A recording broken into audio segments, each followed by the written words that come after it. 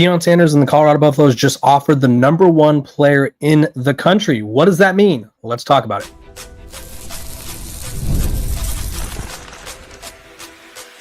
You are Locked On Buffs, your daily podcast on the Colorado Buffaloes, part of the Locked On Podcast Network, your team every day. Welcome to Locked On Buffs. I'm your host, Kevin Borwood. Today's episode is brought to you by the Locked On Podcast Network. It's your team every day for free and available wherever you get your podcast. So make sure to like, subscribe, and follow so that way I can keep my job and we can keep having fun. Let's talk about the Colorado Buffaloes' latest scholarship offer. It went out to the number one player in the country. Zion Elee is his name. On3 ranks him as the number one player at his position, number one player in the country. He plays for the East Coast powerhouse St. Francis Academy in Baltimore. Every one of the four major recruiting sites ranks him as the top two player outside of ESPN, who randomly has him at 33.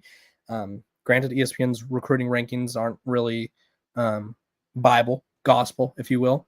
So there's that. Realistically, what does this mean for Colorado? What does it mean for Deion Sanders? Well, I'll dive into what I think this means in terms of, like, they're obviously targeting another five-star. I talked about the other two thereafter. And then I'll talk about what his potential is, starting with the offer itself. I mean, I think people forget this. Deion Sanders has landed a five-star recruit every year dating back to the 2020 class. So every year he's good for at least one five-star. It started with Travis Hunter at Jackson State. Obviously, he followed him to Colorado. Cormani McLean was his first five-star in Boulder. And then Jordan Seaton, 2024, was the first non-skill position player, so wide receiver, corner, running back, quarterback, whatever, as a five-star to commit to Colorado. And then this past year, he landed Julian Lewis. And so I don't really think he's like going for this trend of like, okay, I knocked off this position, I knocked off that position. I think every year there's one five-star that the program zeroes in on and is just ready to, attack in recruiting. Like they just go full force after that one recruit. Like last year was Julian Lewis. The year before, it was Jordan Seaton, right? They beat out Ohio State. They beat out Maryland. And so I think Zion Elee has the potential to be the guy that they go after, full force, no stops, right? Because the other two that make the most sense to me and that they're going after are Sedarian Morgan, the five-star wide receiver. He's an Alabama kid, right? He's from Alabama. Alabama and Auburn are both after him heavy. And I don't know if Colorado, he's supposed to commit, I think it's July 2nd, I believe is the date. I don't know if Colorado got in too late, but they've been putting a full court press on him. They host him for a visit. They visited him, right? They're doing everything they can to get him.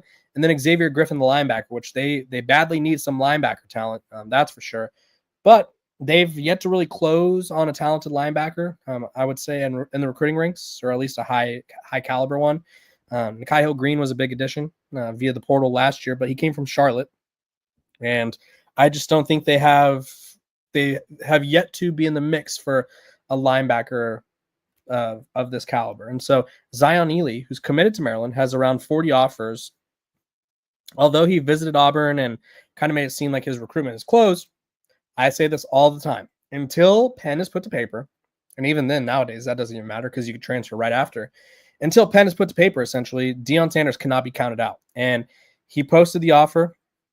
He had this to say. He said, I have received an offer from the University of Colorado. Nothing crazy, but I mean, the Buffs are making moves, attempting to bring in a pass rusher, right? They lose BJ Green, who is quietly one of the best players in the Big 12 this past season.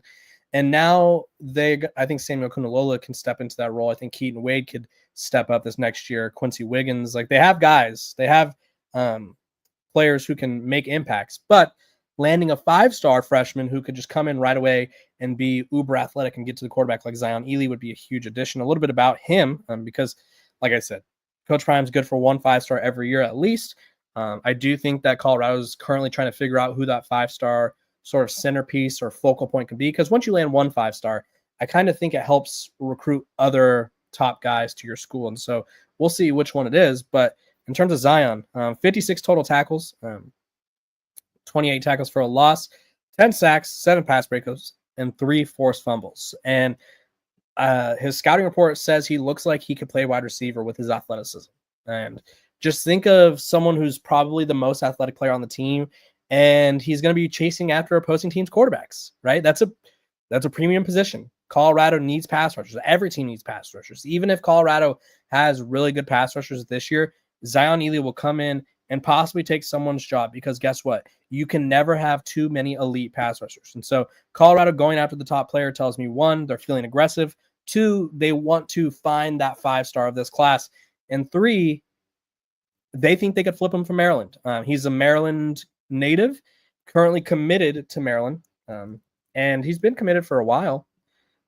But he committed back in December. So December 7th is what 24/7 is saying. Committed on December 7th. But that being said, he officially visited Auburn. Programs like Nebraska, LSU, Pitt, all these schools are offering him because they want him. Florida State, Alabama, they're after him, right? So a lot of schools are after him. But can Colorado be the one that gets him on campus for a visit? Can Colorado be the one that makes him at least consider changing his mind? And they appear to think they have an ace up their sleeve in Jordan Seaton, who's also a Maryland native. There's been some social media posts the past couple of days that indicate that Jordan Seaton is probably going to do a little bit of recruiting himself, right? I think Jordan Seaton is going to give him the Jordan Seaton treatment, right? When Colorado wanted Jordan Seaton, they full court pressed him, right? Shador was after him. They were posting about him frequently. Same thing with Julian Lewis. They full court pressed him. They did the photo shoot with Shador. They made it clear he was the priority. They talked about him being the starter right away, right? And so I think Zion Elee is going to be that guy that Colorado goes all in on. And having Jordan Seaton, who is a fellow Maryland guy, I don't think that hurts. So we will keep you guys updated, up to date on everything that happens in this recruitment, because I do think it's a big one, right? Anytime Deion Sanders is after the number one recruit in the country, it's a pretty big deal, and especially if he's attainable, right? And I think in years past, the number one player hasn't always been attainable for Colorado in a sense, right?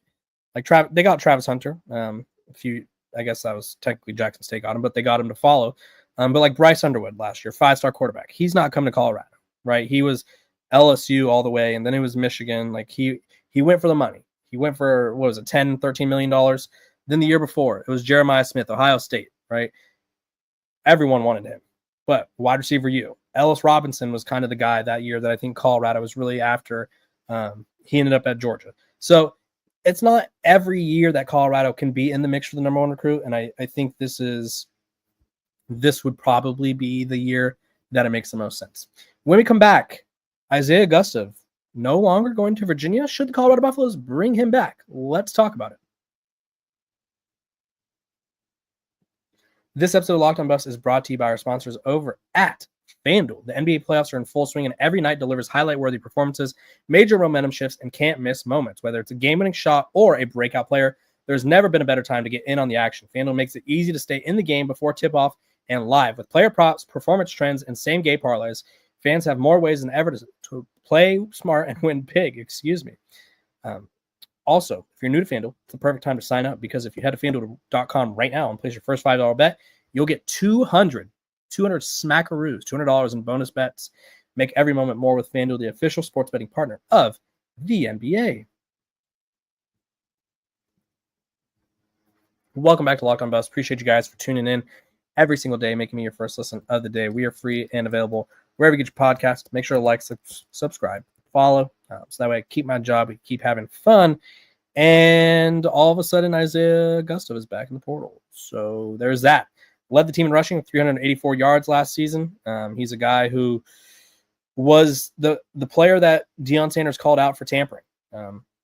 It was reported that they had offered him a large sum of money, and Isaiah left the program. And I thought it was a detrimental loss simply because Colorado's running back room just hasn't been good, right? I think that's probably one of the most disappointing aspects of the Deion Sanders era is the lack of diversity on offense. It's been all pass, no run, right? They have yet to have a 1,000-yard runner. They've yet to have a running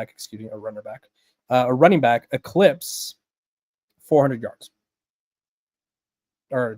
They've 321 yards from Dylan Edwards during his freshman season, was the leading rusher. And then this past year, Isaiah Augusta, 384 yards total on the year. They've yet to have a 100-yard rusher. They're not nowhere close to having a 1,000-yard rusher, obviously. And so it's just been one of those things where it's like, there's been proof. I forgot what the number was. I need to go back and count it. But Colorado this past year, I think for the long, if not throughout the entire season, was undefeated when they had a running back run the ball 14 or more times. And yet they were still unwilling to hey, Edward, it is live. How you doing? They were still willing to not run the ball, right? It was obvious, like, hey, the more balanced we get, the better we can do. And guess what? They decided to not do that. Now, obviously, I understand. You have Shedeur Sanders. You have 3 NFL caliber running backs, and you just 3 caliber NFL caliber wide receivers. So it makes sense why you want to throw the ball so much. But imagine how different the offense would have been had they chose to run the ball more. So losing Isaiah Augusta to me was a big loss. I know a lot of people brushed it off because he hadn't done much, but he was honestly, him and Michael Welch, I thought were the 2 best running backs for Colorado last year. I assumed with a better offensive line, I assumed with Marshall Faulk, and I assumed without Shedeur Sanders that they'd be running the ball more. And so I thought, hey, this is a prime time for Isaiah Augusta to pop off, maybe be the running back that Colorado needs. Now, I know a lot of people are going to be like, he left because he has a child and he wanted that NIL money. That's fine, right? The reports say that his credits didn't transfer from his previous school, so Arkansas and Colorado, to Virginia, which Virginia is one of the better academic programs, academic institutions. So it doesn't shock me that there's a little bit of a mix-up there. That being said, Isaiah Augusta is someone Colorado should definitely bring back, right? You need depth. I think they talked about bringing in 2 running backs or so, and they've lost more running backs than they brought in. They brought in Kalen Taylor, who I think has the opportunity to make an impact on both special teams and at running back for the Buffs. But other than that, that's it. They have Dallin Hayden, who's still there. They have Michael Welch, who's still there. Charlie Offerdahl, but I'm not impressed, or I won't say impressed, but nobody in this room's proven at this juncture and on this team at this moment, right? They may have done, like Kalen Taylor did some great things at Incarnate Word. Dallin Hayden was a highly touted recruit that has yet to do anything. Charlie Offerdahl is a Coach Prime favorite. Got the start last year in the first couple games. Has yet to really show that, like, hey, I could be a good running back. And then Michael Welch got banged up. I thought he was really good. Thought he should have been the starter if healthy, but they don't have any proven running backs. And so until they get an answer at this position, and no worries. The reason Isaiah Augusta is back in the portal, it seems, from what I was told, where his credits were not aligning at Virginia, which Virginia, like I said, sorry, someone in the comments asked for those, confused why I'm circling back. Virginia is one of the finer, better, more advanced or more prestigious academic institutions. And so it doesn't shock me that maybe it was Arkansas, maybe it was Colorado. I don't know. But his credits, there were some transferring issues. So he's back in the portal. He's available. And so the Buffs should probably kick the tires. Be like, you know what? No hard feelings, right? They brought back Jack Costera. He's a wide receiver who was actually a walk-on at Colorado, was a part of the team when Deion Sanders took over in 2022 and was shown the door, and now they brought him back. So why can't they bring back a guy who was just here last year, knows the system, is kind of proven, right? Has shown that, like, he can make some big plays given the opportunity. I think you bring him back. I don't think it hurts. If anything, it kind of shows, like, hey, we don't hold grudges over here. That being said, I don't know if he's interested in Colorado, right? I don't know if Colorado's interested in bringing him back, right? Maybe they feel a little, I guess, scorned by the fact that he chased the bag. But I think in this day and age, if you're someone who's upset that a player leaves to get more money, I don't really know, like, I don't know where your thought process is. Like, I get it's upsetting that money's being tossed around so frequently. You could be upset with that. But for a young man to get a lot of money, possibly change his life around, or not change his life around, but change the trajectory of his life. I mean, he's got a kid, he's a young father, and maybe he just felt like that was a better opportunity. I believe he's a Florida native, so being in Virginia, a little bit closer to home. So one of those things where it made sense for him, right? More money, closer to home.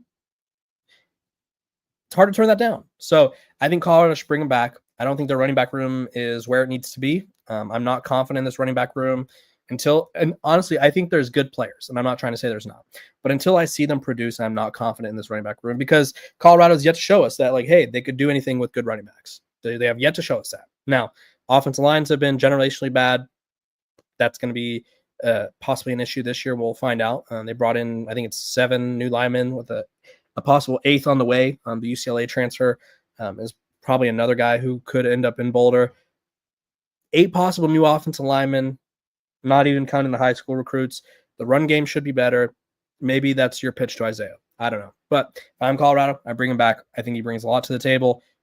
And I mean, I won't say we all make mistakes because he didn't really make a mistake, but we all make mistakes. We all leave, right? It happens. Sometimes you don't know what you have until you lose it. You know what I mean? So when we come back, we're going to be talking about Travis Hunter, his legacy, where he ranks among all the best, the GOATs, the greats, the legends of college football.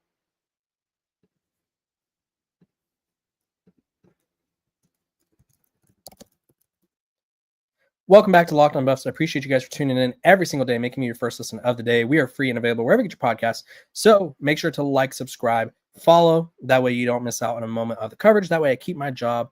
Let's run it up. I'm trying to get to 8,000 subscribers pretty soon here. I feel like we're creeping there. Let's get there. If you're new to the show right now, comment below, subscribe so I can say what's up.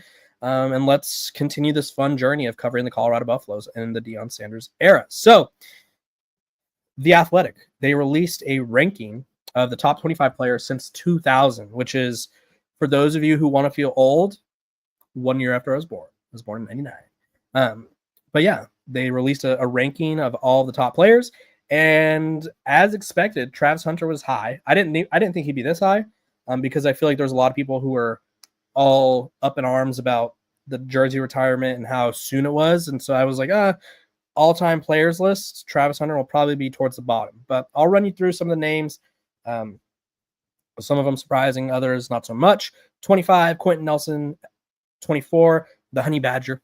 Tyrann Mathieu, LSU. Brock Bowers, 23. Sean Taylor, RIP. Miami, 22. Jaden Daniels, quarterback at LSU. Arizona State, 21. Aaron Donald, 20. Julius Pappas, North Carolina.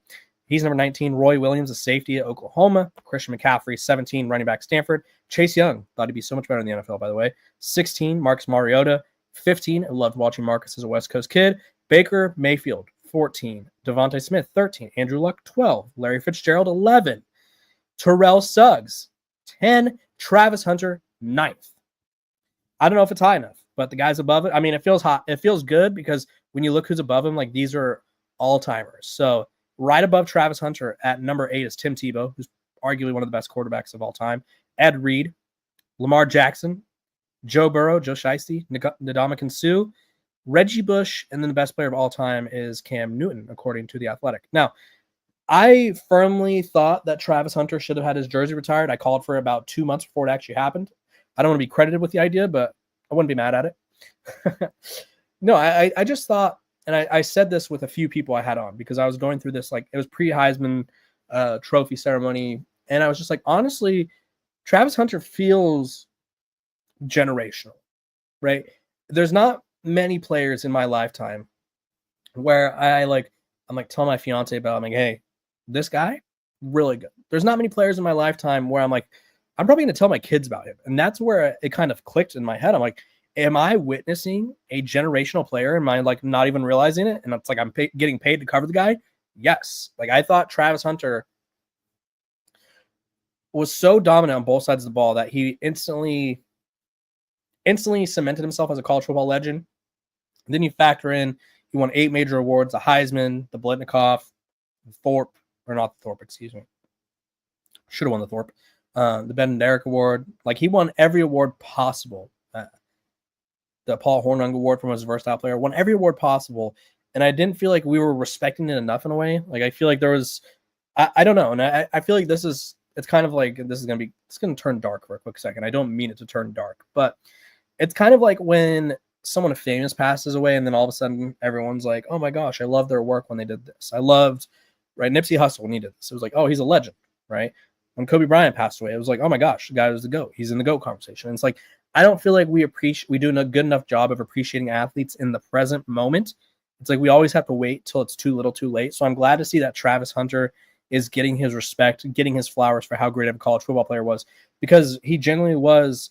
I mean, when you look at this list, outside of Lamar Jackson, like all those guys in the top 10 are pretty old, right? They're all closer to the early 2000s than they are to the later 2000s. I mean, outside of Mariota as well, and like McCaffrey. But again, it's like Travis Hunter, he took the sport by storm.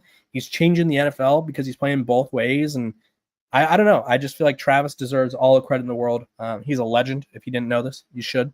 And I'm glad that he's getting his flowers in these college football rankings, because it's not every day that someone so young, so freshly removed from the sport is actually given the respect they deserve. And I think Travis was given just that. So appreciate you guys for tuning in. Make sure to like, subscribe, and follow. I will see you guys tomorrow. This has been another episode of Locked On Buffs. If you're not subscribed already, make sure to do so, please.